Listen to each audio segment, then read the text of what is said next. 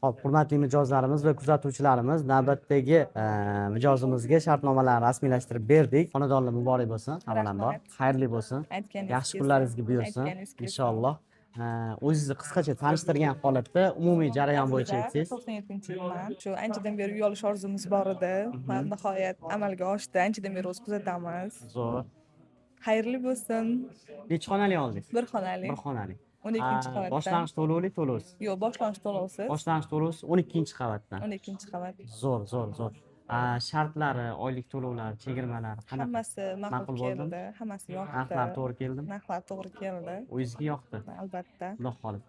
Nima uchun aynan shu loyihamizdan xonadon xarid qildingiz? Nima sabab bo'ldi? Asosiy. Asosiysi lokatsiyasi. Lokatsiyasi, Anchadan qulayligi beri har qulay. tomonlama.